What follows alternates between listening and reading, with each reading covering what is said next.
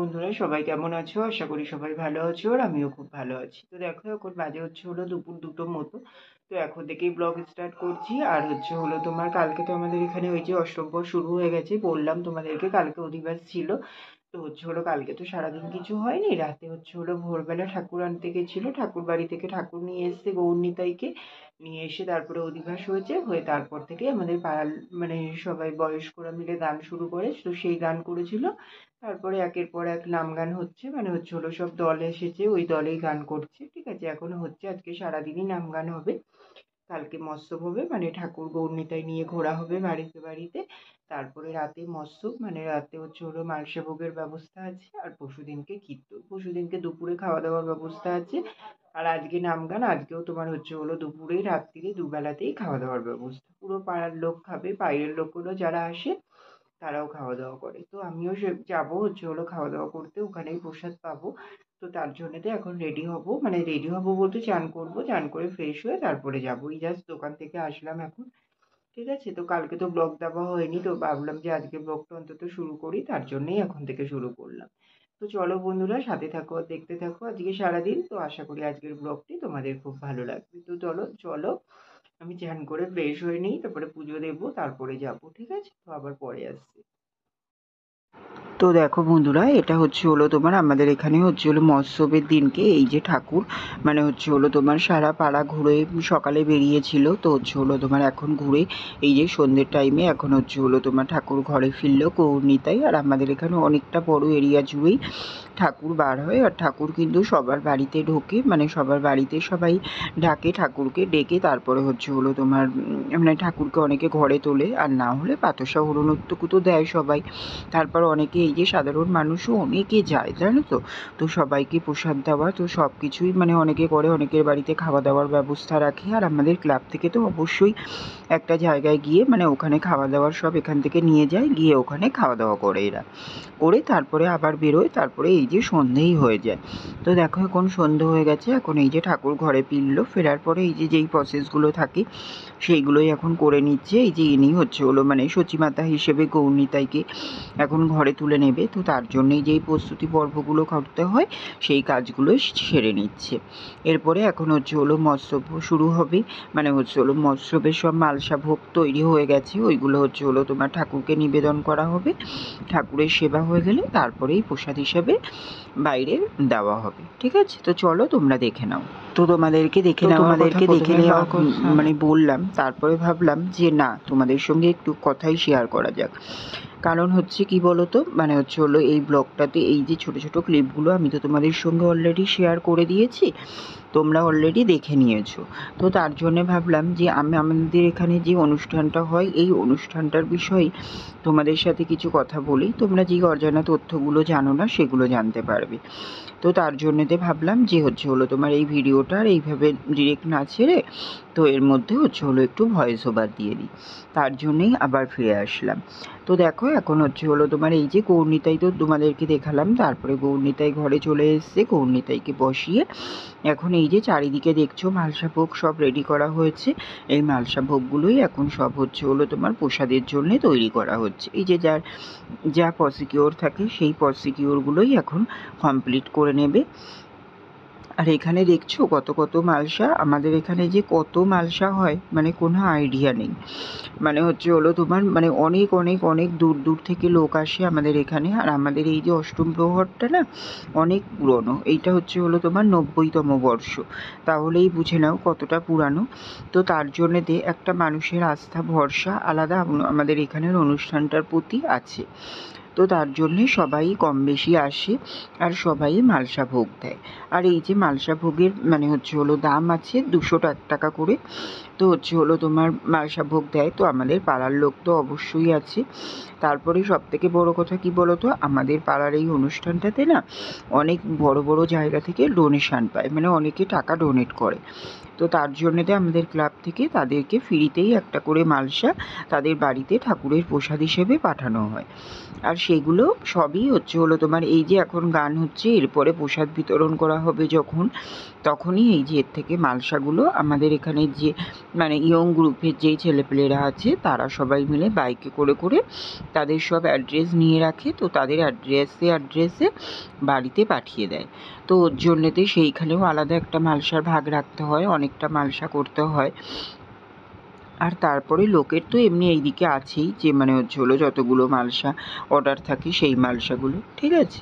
তো দেখো এখানে কত লোক দাঁড়িয়ে, মানে সবাই একটু দেখতে চায় ঠাকুরের, তো সবাইরই দেখতে ভালো লাগে, তাই না বলো? তো তার জন্যে এখন এই যে দেখো ঠাকুরের সব কাজবাজগুলো কমপ্লিট করে নিচ্ছে। আর অনেকটাই রাত হয়ে গেছে জানো তো, আগের বারটাও তাড়াতাড়ি হয়ে গেছিলো, প্রায় বিকেল 5টা 5:30টার মধ্যে চলে এসেছিলো। এইবার অনেকটাই রাত হয়ে গেছে, তো ওর জন্যেই মানে লোকে একটু তাড়াহুড়োও করছে যে একটু তাড়াতাড়ি যদি হয়ে যায়, কারণ অনেক দূর দূরান্ত থেকে লোক আসে, তো এবার তাদেরও প্রসাদটা নিয়ে যেতে মানে সমস্যা হয়ে যাবে। তারপর আমাদের এখানে ওয়েদারটাও খারাপ ছিল, ঝড় বৃষ্টির সময়, বুঝতেই পারছো, যদি হলো তোমার ঝড় বৃষ্টি চলে আসে আবার সমস্যা হতে পারে। কিন্তু ঠাকুরের কি মহিমা দেখো, আমাদের এই কদিনের মধ্যে কিন্তু এতটুকুও বৃষ্টি হয়নি, মেঘ করেছে বাট বৃষ্টি কিন্তু সেইভাবে হয়নি। আর আমাদের অনুষ্ঠানটাও খুব ভালোভাবে মিটে গেছে। পাড়ার মানে হলো সবাই খুব খুশি, কারণ সবাই খুব টেনশানে ছিল, বৃষ্টি বর্ষা হলে বুঝতেই পারছো তো ওয়েদারটা পুরো কেমন হয়ে যায়, তাই না বলো? তো তার জন্যেতে তো সেরকম কোনো ভয়ের কিছু হয়নি, পুরো ভালোভাবেই সব কিছু মিটে গেছে। তো এই যে এখন মানে হলো তোমার এই যে ঠাকুরের কাজগুলো কমপ্লিট হয়ে গেছে, আর এই যে গানটা হচ্ছে, ভোগ নিবেদনের গানগুলো হচ্ছে, এইগুলো হলেই তারপরে হলো মালসা দেওয়া চালু হয়ে যাবে। আর এই যে সবথেকে বড় কথা কি বলো তো, এই কদিনে আমি একদিনও না মানে হলো সেইভাবে মাঠে অ্যাটেন্ড করতে পারিনি, জানো তো। এই যে ভিডিওগুলো সব আমার বন্ধুরা করে ওরা ফেসবুকে ছেড়েছে, আমি সেখান থেকে ডাউনলোড করেই তোমাদের সঙ্গে শেয়ার করছি। আসলে আমার দোকানেও এই সময়টাই খুব কাস্টমার ছিল, এই 4-5টা দিন আমি নিজে রেস্ট নেওয়ারও টাইম পাইনি। তো তার জন্যেতে মাঠে যাওয়ার কথা তো ভুলেই যাও, তাই না বলো? তো হলো নাম গানের দিনকে দুপুরে গেছিলাম খাওয়া দাওয়া করতে, আর রাতে গেছিলাম খাওয়া দাওয়া করতে। আর হলো তোমার কীর্তনের দিনকে দুপুরে গেছিলাম খাওয়া দাওয়া করতে। এই হচ্ছে আমার যাওয়ার মধ্যে যাওয়া। আর কীর্তনের দিন রাত্রিরে হলো 12টার সময়, রাত 12টা অবধি দোকান খোলা ছিল, রাত 12টার সময় দোকান বন্ধ করেছি। দোকান বন্ধ করে তারপর খাওয়া দাওয়া করে ফ্রেশ হয়ে তারপরে মাঠে গেছিলাম। তো হলো মানে রাস হয়, ওই রাসটা দেখতে, রাসটা দেখার জন্যই প্রতিবার যাই আমি। আর সত্যি কথা বলতে সকাল থেকে যেহেতু টাইম হয়ে ওঠে না যাওয়ার জন্যে, ওর জন্যে ওই যে রাতের বেলাতে যাই, একদম পুরো শেষ রাত অবধি থেকে সকালবেলাতে বাড়িতে আসি।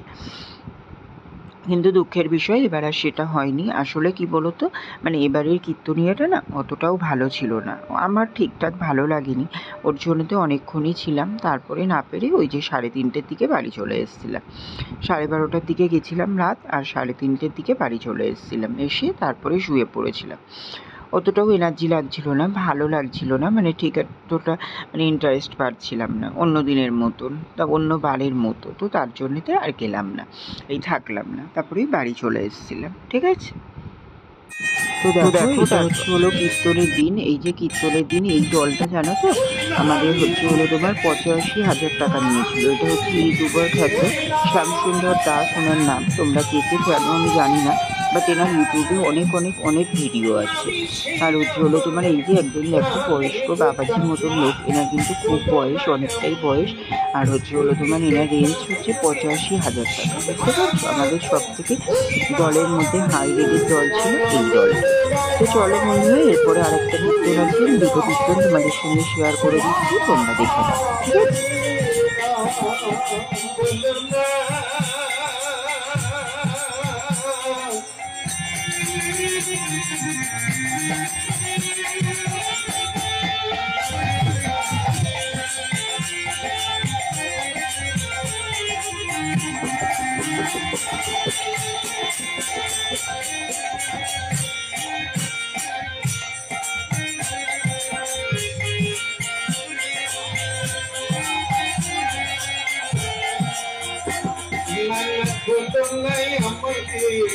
ভুলিতে তাহাকে সুধা মাতা করি না,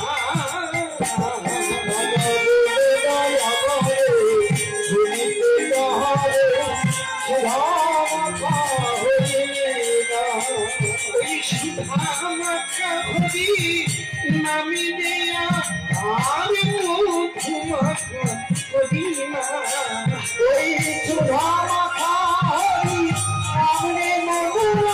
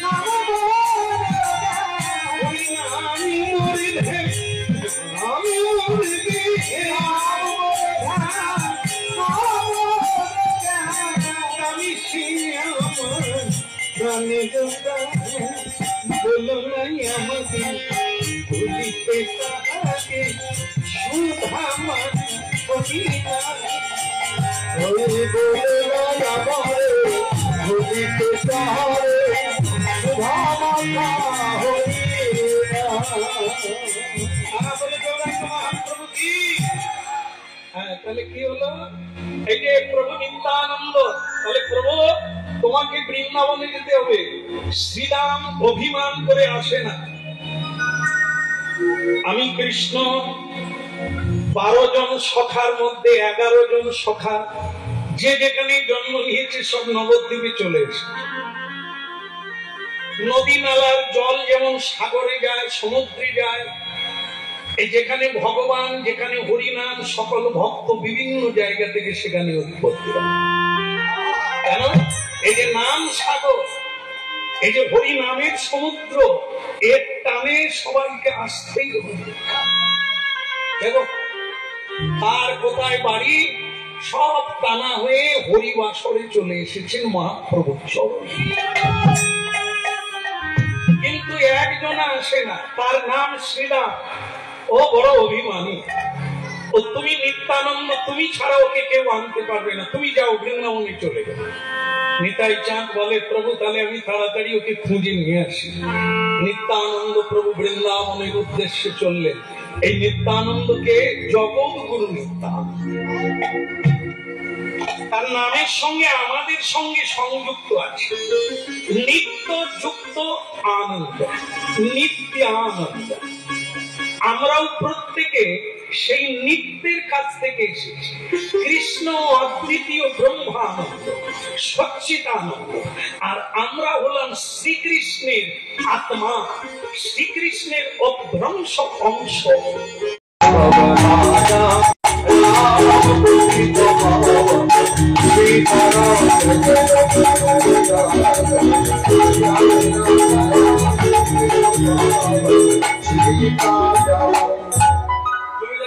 রঘুনাথ ফিরে এলো, জমিদার বাড়ির লোকজন ফিরে এলো, ইতিমধ্যে বাপ যারা যে বাজিয়ে গেছিল তারাও ফিরে এলো।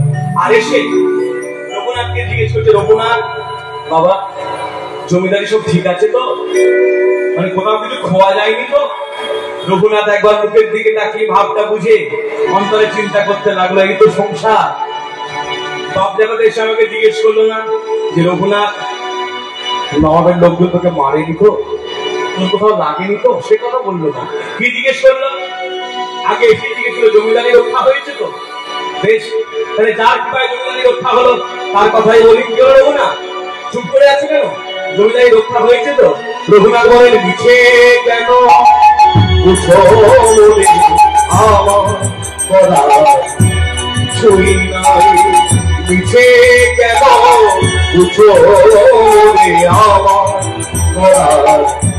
ছুই নাই। যে যা করে পরাগ তিনি সাধারণ করে সে নয়, যে যা করে পরাগ তিনি সাধারণ করে সে নয়। সে যে আমার দয়াময়, দয়া দয়া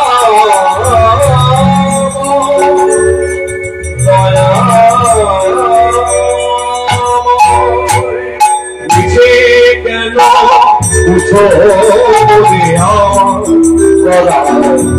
ছুই নাই, আমার করার কিছু নাই, না আমার করার কিছু নাই, আমার করার কিছু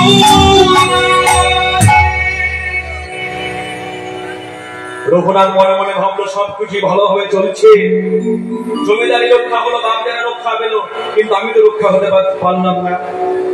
এতবার চৈতন্যদেবের কাছে গেলাম, বারবার ফিরিয়ে দিচ্ছি কেন? নিশ্চয়ই আমার কোথাও কিছু গন্ডগোল আছে। এই দেখি হয়েছে গন্ডগোল, অন্তর্যামী অন্তরে জানিয়ে দিল, রঘুনাথ গন্ডগোল তো অবশ্যই আছে, তুমি বারবার বিষয়ের দিকে ধেয়ে গেছো। তুমি জানো না, আগে আশ্রয় না করলে কখনো বিষয় তথ্য পাওয়া যায় না।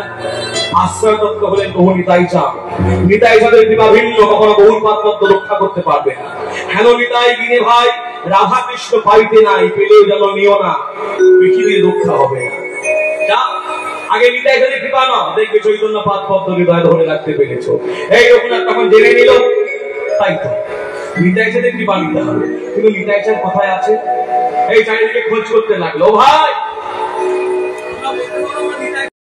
হ্যালো বন্ধুরা, হলো তোমার অনেকদিন বাদেই ক্যামেরার সামনে আসলাম। আসলে এই কদিন আমাদের এখানে অনুষ্ঠান ছিল, তো সেইভাবে তো আর হলো কোনো দিন ব্লগও দেইনি কোনো দিনও। তো এই কদিন তো তোমার ওই ভিডিওই ছোটোখাটো আপলোড করে গেছি। আসলে ওই যেই কদিন যা ছিল অনুষ্ঠান, এবার হলো সেই ভিডিওগুলোই তোমাদের সঙ্গে একটু ছোটো ছোটো ক্লিপ শেয়ার করেছি। তো এই করেই চালালাম এই কটা দিন।